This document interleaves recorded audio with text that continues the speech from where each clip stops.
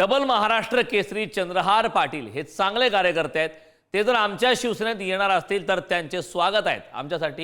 त्यांच्यासाठी आमच्या शिवसेना पक्षाची दारे ही कायम उघडी आहेत असं शिंदेंच्या शिवसेनेचे खासदार श्रीकांत शिंदे म्हणाले। पूर्वीच्या शिवसेनेमध्ये कार्यकर्ते थेट नेत्याला भेटत नव्हते, मात्र आमचे नेते प्रत्येक कार्यकर्त्याला वेळ देतात, भेटतात असा टोला सुद्धा यावेळी त्यांनी लगावला।